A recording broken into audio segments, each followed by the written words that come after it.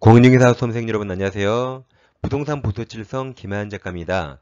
우리 합격을 위한 긴 여정을 김하연 작가의 동영 모의고사와 함께 100점의 꽃을 피우자 동백꽃 강의를 시작하겠습니다. 학습 자료는 네이버 밴드에 올려드리고 있습니다. 이 시간엔 동백꽃의 5회 1강을 시작하겠습니다. 시작 전에 구독, 좋아요 꼭꼭 누르고 시작해주세요. 자, 이번 동영 모의고사 제5회는 우리 공인중개사 기출문제 30회 시험을 변형했습니다. 옳은 지문은 틀린 지문, 반대로 틀린 지문은 옳은 지문, 그리고 박스형 문제도 추가했습니다. 기출문제를 점검하는데 가장 최적화된 동영입니다. 이 시간은 제1강 41번부터 50번까지 10문제를 공부하겠습니다. 자, 41번 반사질서 법률행위 설명 옳은 겁니다. 기억, 반사질서 법률행위에 해당한지 여부는 모든 행위 당시죠. 해당 법률행위의 그 다음 틀렸죠. 효력이 발생한 때가 아니라 법률행위 당시 법률행위한 때입니다. 그러니까 기억과 디귿을 묶어요. 기억, 디귿이 유사한 말입니다. 디귿, 법률행위가 사회질서에 반한다는 판단은 무단히 변천하는 가치관념을 반영하죠. 그러니까 판단하는 기준이 법률행위 당시입니다. 그러니까 지금은 첫 계약이 무효잖아요. 근데 지금 점점 여성들 사회적 지위가 올라가죠. 여성들 사회적 지위가 올라가서 언젠가 여자들이 남자를 첩으로 들을지 몰라요. 그게 유효가 되는 사회가 올지 모릅니다. 이처럼 법률 행위 당시 기준으로 부단히 변천하는 가치관념을 반영합니다. 그런 사회가 오기를 여자분들 많이 바라보세요. 미은 반사질서 법률행위 무효는 이를 주장할 이익이 있는 자는 자 누구든지 동그라미 무효는 누구든지 주장할 수 있죠. 리을 다소 보험계획을 통해서 보험금 부정취득 나왔죠? 그럼 제일 끝에 반사질서 법률에 해당한다 자 한다. 자 미음은 시험에 많이 나오죠. 자 대리인 동그라미 쳐요. 대리인이 매도인의 폐임행위에 적극 가담 동그라미 가담이 이루어진 부동산 이용매매는 본인이 매수인이 그러한 사실을 몰랐더라도 반사질서 법률행위가 됩니다.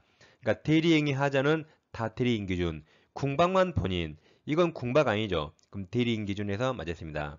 정답은 5번입니다. 자, 42번. 통정의 표시 설명 옳은 겁니다. 1번.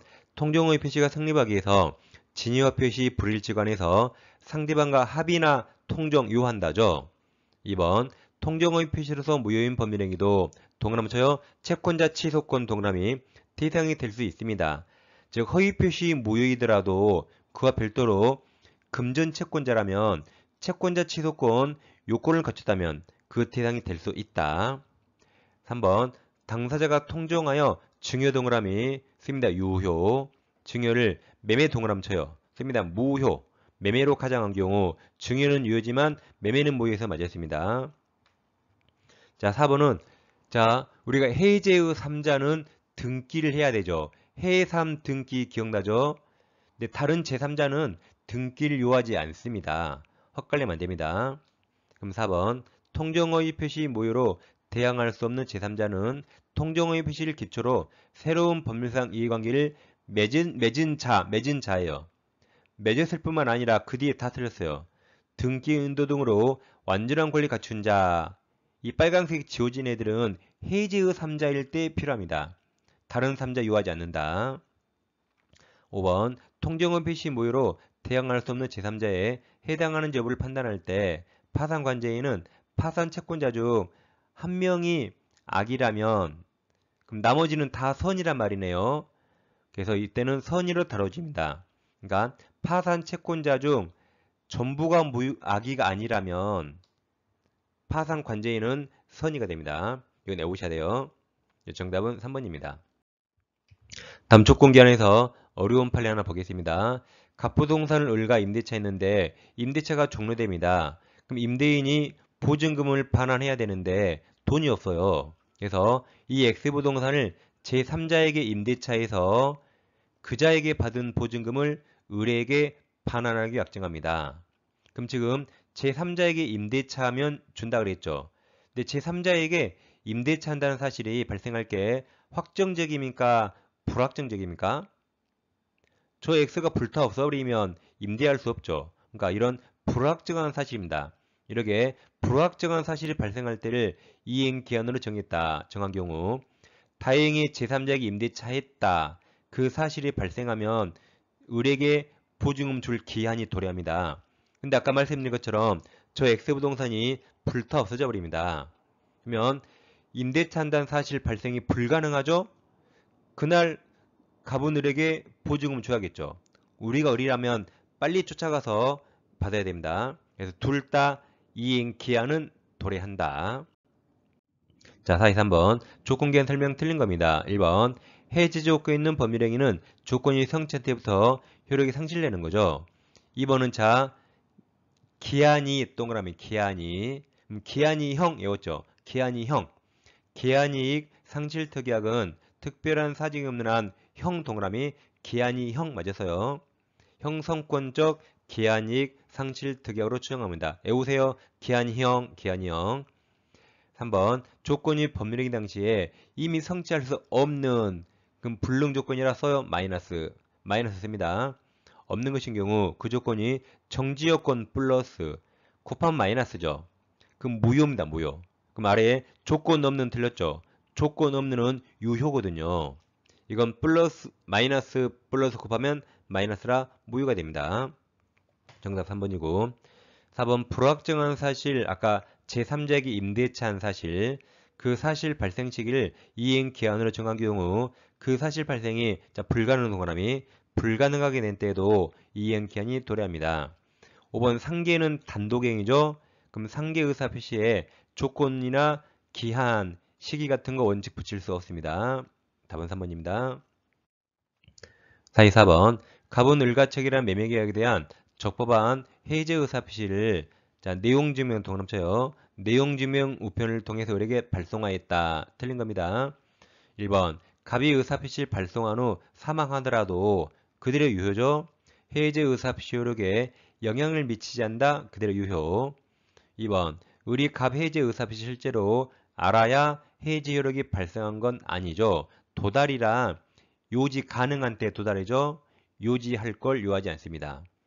3번 갑은 내용증명 우편이 을에게 도달한 후에는 그럼 효력이 생겼으니까 그대 일방적으로 해제 의사표시 처리할 수 없습니다. 4번 갑은 내용증명 우편이 반송되지 않았다면 특별한 사정이 없는 한 그 무렵에 을에게 송달됐다고 보는 거죠. 5번 갑은 내용증명 우편이 을에게 도달한 후 그러니까 사선을 끊어요. 그럼 을에게 도달했죠. 그러면 효력이 생겼습니다. 효력이 생겼다. 이미 사선 끊었죠? 이미 효력 생겼다.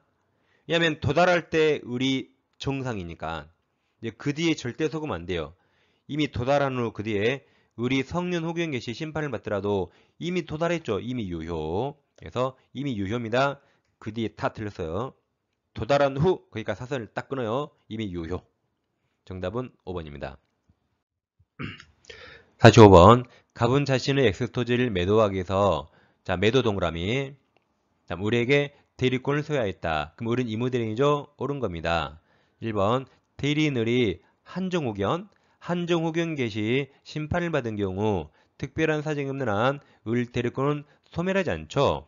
성년후견이 대리권 소멸 사유고 한정후견 아닙니다.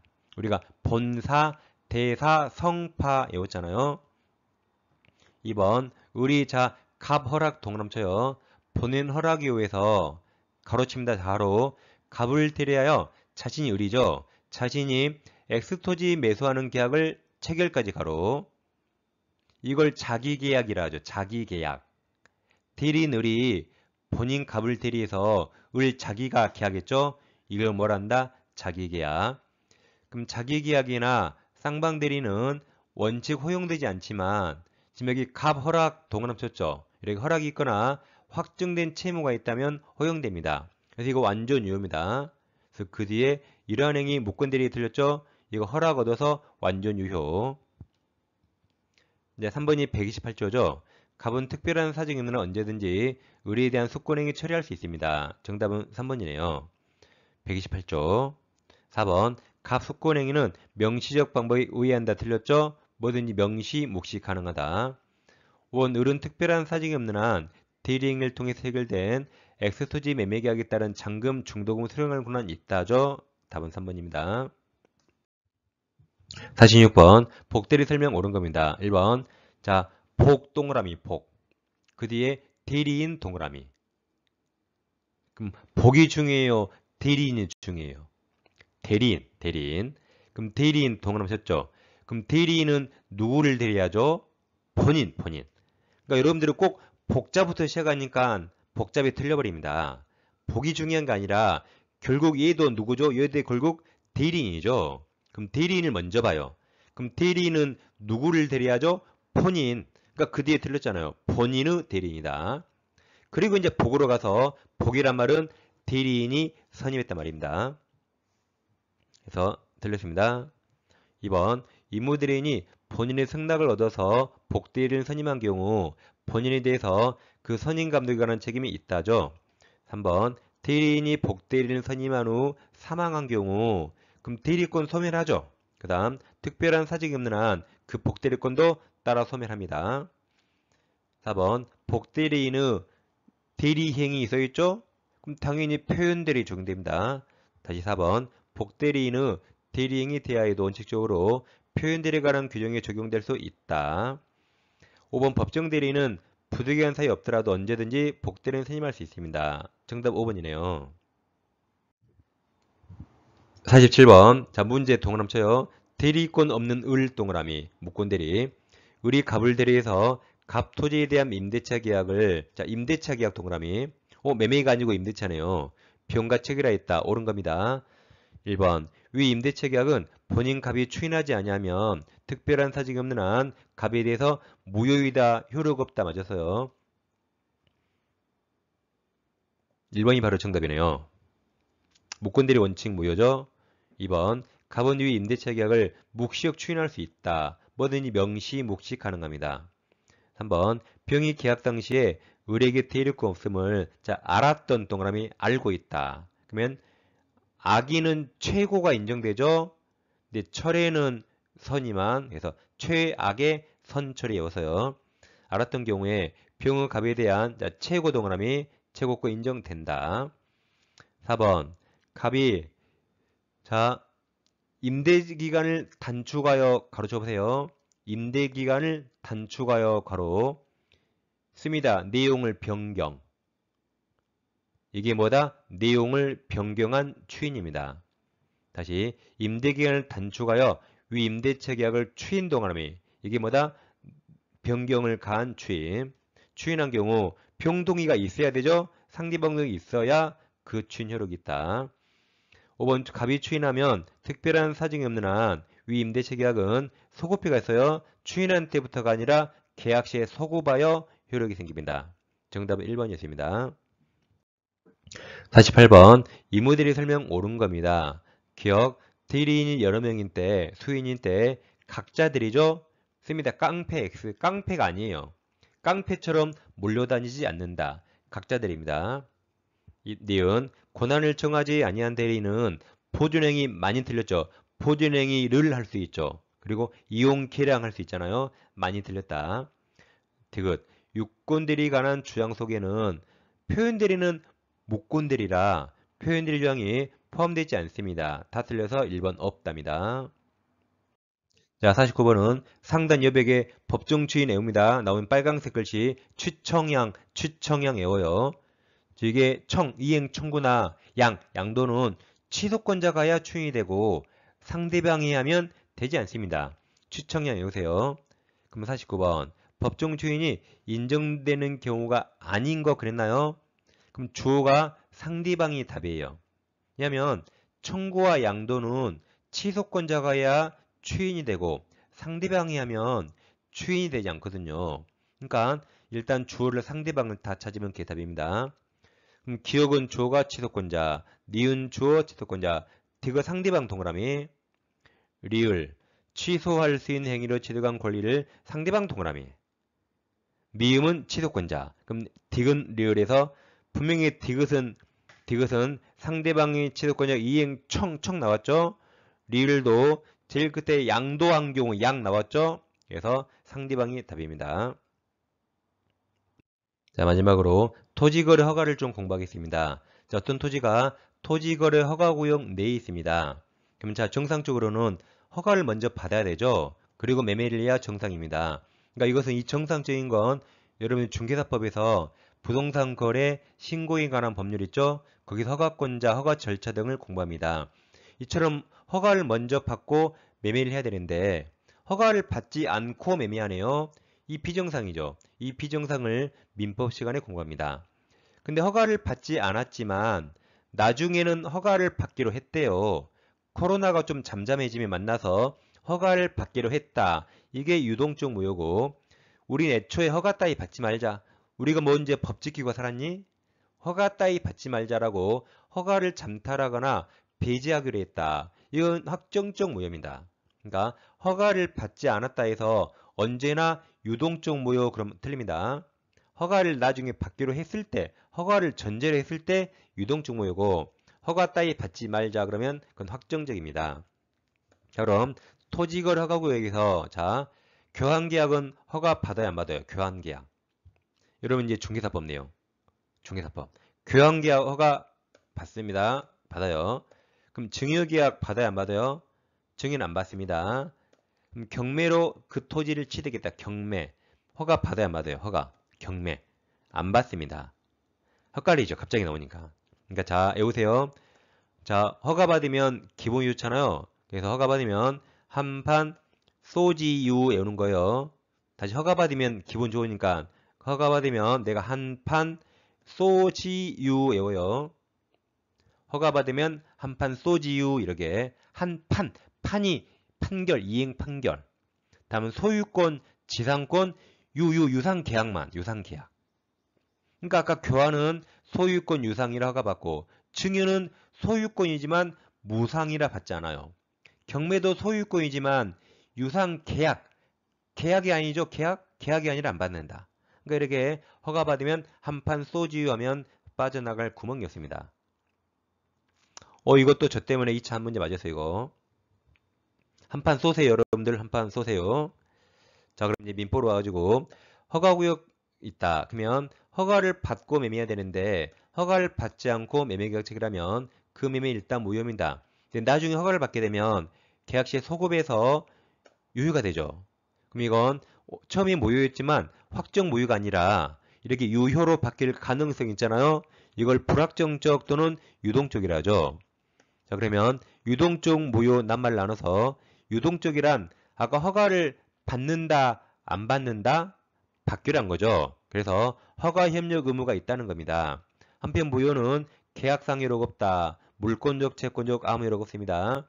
그럼 이하 판례 보실 때 허가 협력적이면 뭐든지 다 있다 된다. 아래 물권 채권 계약 내용은 뭐든지 없다면 돼요.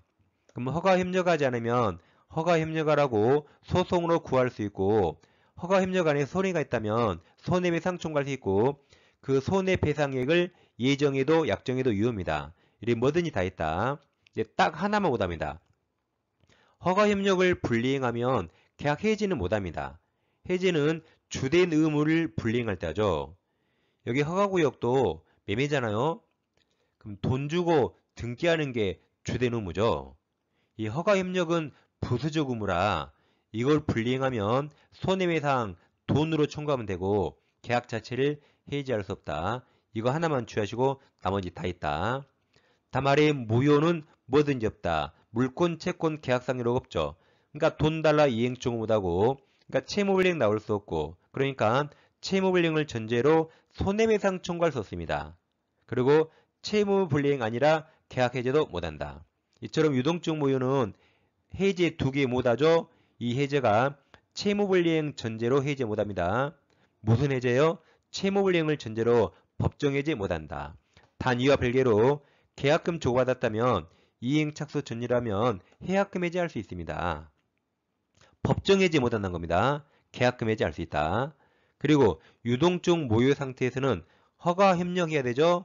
허가받을 국내야 되니까 내가 지급한 게 있더라도 아직 부당이득 반환 청구 못합니다. 이건 나중에 이게 확정적 무효가 된다면 그때 부당이득 반환 청구할 수 있고 유동적 무효에서는 아직 어쩔지 모르니까 부당이득 반환 청구할 수 없다. 이렇게 허가 협력 쪽과 계약 내용 2개를 나누세요. 자, 50번. 갑은 토지거래 허가구역 내에 있는 그 소유 X토지 간에서 을과 매매계약을 체결하였다. 비록 이 계약은 토지거래가를 받지 않았으나 확정적 무효가 아닌 경우 문제의 유동적 무효 써줬네요. 옳은 겁니다. 1번 갑은 토지거래 허가 협력 절차 협력 의무가 있다죠. 2번 을이 계약 내용에 따른 채무 이행할 필요 있나요? 아래 칸 무효니까 무효라 을은 계약 내용 이행할 필요 없죠. 그래서 2번 을이 계약 내용에 따른 채무 이행할 필요 없어요. 이행하지 않더라도 갑은 이를 이유로 위 계약을 해지 동그라미 아까 채무불이행 해지할 수 없다. 그래서 2번이 정답이네요. 3번 주의하세요. 3번 갑은 자, 가로칩니다. 가로 을의 매매대금 이행 제공이 없음을 이유로 가로 가로친 거에서 을이 매매대금 이행 제공할 필요 있나요? 할 필요 없죠. 무효니까 이행 제공할 필요 없죠. 계약 내용 이행할 필요 없잖아요. 그 다음 토지거래가 신청에 대한 협력 의무 이행을 거절할 수 없다죠. 그러니까 가로 밖에는 갑은 토지거래가 신청에 협력 의무 있다. 협력 의무 있죠. 그러니까 거절할 수 없다. 근데 가로 안에는 을은 계약 내용 이행 제공할 필요 없잖아요. 그래서 가로 안에는 아까 아래 칸 무효, 가로 밖에는 위 칸 토지거래 허가 서로 다릅니다. 4번 토지거래 허가구역 지정기간이 만료되었으나 그럼 몇 년 이내로 지정하죠? 5년 이내. 재지정 없는 경우 위 계약은 확정유효가 되는 거죠. 확정유효. 5번 을이 병에게 X토지 전매하고 병이 자신과 갑을 매매 당사자라는 허가를 받아 갑으로부터 곧바로 등기 이전받았다면 그 등기 무효죠.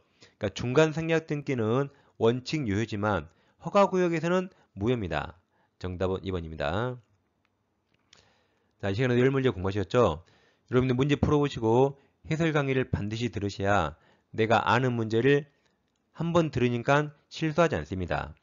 여러분들은 틀린 문제만 찾아보고 틀린 문제만 오답 정리하죠. 근데 시험은 여러분들이 틀린 게 별로 안 나와요. 여러분들이 아는 게 나오고 그걸 잃어버려서 그걸 실수로 틀린 겁니다. 그러니까 여러분들 아는 것도 시험장에서 맞추려면 강의를 꼭 들어서 제가 한 번씩 여러분 아는 거 말해주죠. 그럼 기억이 나죠. 그럼 여러분은 모르는 것만 혼자 공부하면 되잖아요. 그럼 아는 것, 모르는 것 다 공부해서 시험에서 실수하지 않는 겁니다. 자, 오늘도 수고하셨고 다음 시간에 찾아뵙겠습니다. 감사합니다.